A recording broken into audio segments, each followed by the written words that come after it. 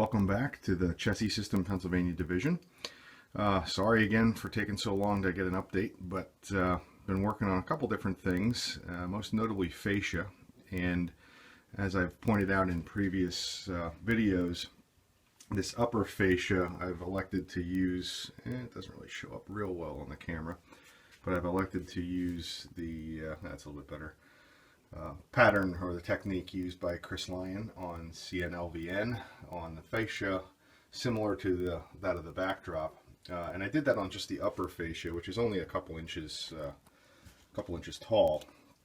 And as a result, or as part of that, I was conflicted about what to do with the lower fascia. And on my railroad, it's a little thicker, maybe 4 or 6 inches. And I had previously purchased a gallon of flat black paint, but I had seen so many people's layouts with other colors that seemed to work really well, you know, like dark blues and grays and greens, tans, and in some cases they had coordinated it with the region they were modeling. So I really wasn't sure what to do. So since I already had the paint, I just went ahead and painted the lower fascia, at least what I have done so far, flat black. And what turns out, and I think partly due to the lighting scenario I have, worked out, I think, really well. It kind of creates a negative space, and I'm thinking, you know, if we put a skirt, a fabric skirt below that, it'll really just fade away into nothing. I think that's largely because I've deliberately not placed any lighting in the aisle. The only lighting is by virtue of these LED strips behind the upper valance. So that kind of worked out okay. So sometimes you get lucky and you move on. So I think I'm going to continue with the black treatment to the lower fascia and continue doing the vegetated treatment to the upper fascia, just to get some continuity and make the bottom kind of fade out as a negative edge. Started working on my propane facility, and even though I said I was going to stop working on trees, I've added some more trees to this knoll. Obviously still a bare spot, need to do some additional, model the tree that had fallen down. It is really amazing, and there's no doubt that Rob Bennett had taken so many photos and done some videos and showing just how much deadfall there is in the world, and no matter how much of it you model, you're probably not modeling enough. So I at least try and introduce it to some extent. I guess you can always come back in and add more. But starting to get there on this little knoll that's going to create a nice visual break between the town of Valier, that has my fictitious propane facility and Agway store, which is yet to be built,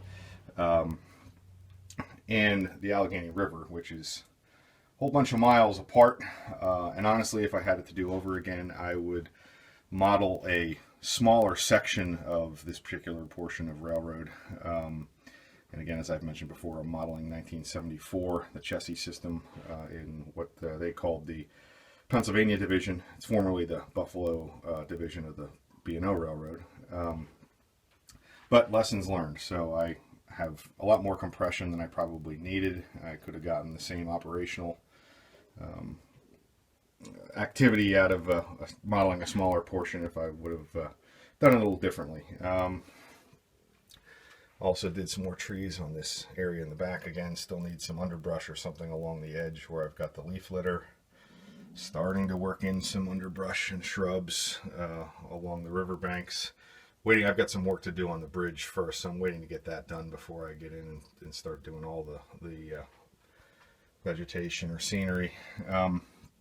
These shrubs in the back, I am continuing to try and hone my skills at making different shapes out of coconut coir.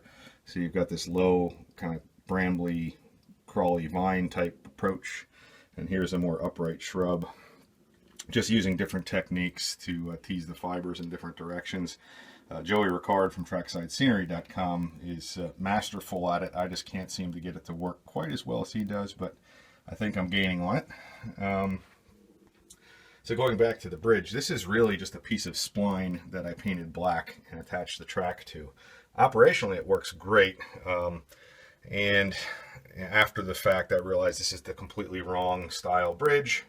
I've now got all kinds of good photos of the bridge over the Allegheny River, and it is not this type of girder bridge. It's an open web structure. But for now, I just don't want to disrupt my ability to run trains, so I think I'm just going to simply take some balsa wood and put a veneer essentially on the side of this to mimic a beam girder on at least the side you can see, and maybe just do a dummy one on the other side to give it the appropriate thickness. And following up on more scenery, I think last time I had just the one tree in the back. Since then I've added trees along the edge, some of the underbrush with the coarser leaves, as well as some finer ones underneath. And on the other side of the teddy bear fur, made some pine trees for the first time using the 1/8 dowel, 1/8 inch dowel that I trimmed down with a knife, and then used triangular pieces of furnace filter. I actually did a better job, I think, on spacing the branching on these two, which I did first, than I did on these other three where I maybe clumped it too much. But these are really close to the backdrop, and I think we're just going to let that go. And then I planted some larger trees here behind PPC lubricants. Deliberately made them larger to try and force some depth and perspective. So continuing to work on the PPC lubricants loading dock area. Now I've got it in its first coat of white concrete paint. Don't know if you can see it, but I even scored some control joints in the concrete, so that'll need to get weathered after a second coat of white. And working on concrete, I'll also paint the floor of the Pullman Standard factory white once I get the last pieces of cardboard that I'm using to build up to the tops of the railheads in between the rails. On either side of the rails, those are all finished. This is finished elevation. That's basically flush with the rail. And then following Luke Talon's channel, started working on chain link fencing. So that worked really well with the tool, and I used some brass material that I just soldered together. Trying to use appropriate sizes for a 4-inch fence post, and get a little bit more of that. I'll run parallel to the face of the building.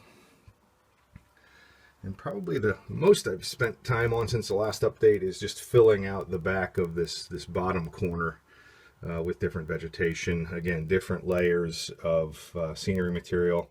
In the front, this is just coarse turf from Woodland Scenics. This is more of the coconut coir. These are small bits of the Scenic Express super trees, as well as some of the upright coconut coir shrubs that I've talked about just a moment ago.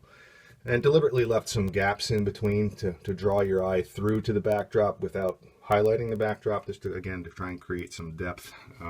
This is actually a deeper part of the scenery. It's over probably about 34 inches deep.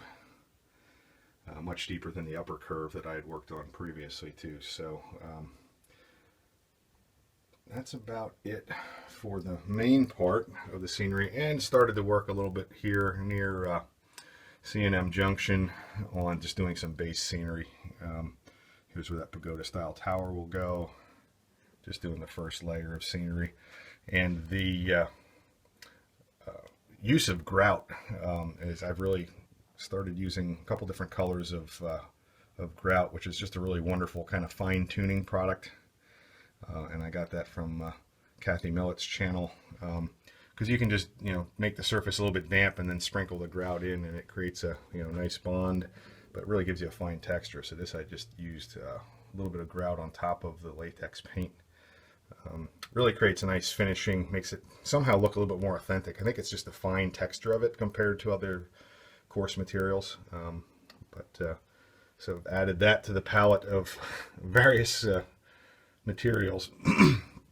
So that is it for now on scenery. I do have one track issue that operationally I'm working on. So this is Riker Yard in Punxsutawney, Pennsylvania. The main line is in the back here and runs through, and you can see you've got 2 turnouts on the main line that gets you into the arrival departure tracks, and then along the back takes you to the engine service facility, which is only 2 tracks. It'll take you to the future Airco Spear plant, but also to what will be the Indiana branch, and over to Clow Yard first. And then if I ever expand this beyond the steps to the other part of the basement, I'll be able to run trains over to Clow Yard and do transfers between the 2 yards. What I did not foresee is that when the Indiana branch comes onto the main line, it does so after all the turnouts into Riker Yard. So you would have to run all the way up to the other end of the yard and push your train back in. So I'm contemplating, I've got room, contemplating putting a pair of turnouts in to do a crossover, so you could at least access the primary arrival track in Riker Yard with the Indiana branch traffic. So again, while the branch doesn't exist now, probably better before I ballast and paint to put that set of crossovers in. So I don't know what everybody thinks. Certainly the real world scenario is there was a Y where the where Clo Yard attached to the main line, so they never had to turn trains around regardless of which direction. So for me, even if I'm coming in one direction, I'm still going to have to do a runaround to pull a train into Clo Yard. So I'm thinking I probably should put them in, but if anybody has any thoughts about that operationally, I'd be happy to entertain other ideas. As I've mentioned before, this is really a switching layout. It got a lot bigger than a switching layout. Originally, it was just going to be this area here, which is the town of essentially East Butler, with some poetic license to put Pullman Standard on B&O rather than Bessemer and Lake Erie. But now I've got the opportunity to switch a couple other towns, and I've got point-to-point traffic for some through trains as well too. So, you know, my primary motivation here is, you know, just doing industrial switching, which is something I find very relaxing. So, at some point, I will probably run some or do some operational videos too. So those are probably coming in the not too distant future. But that is it for now. Thanks for watching, and feel free to comment and subscribe. Thanks.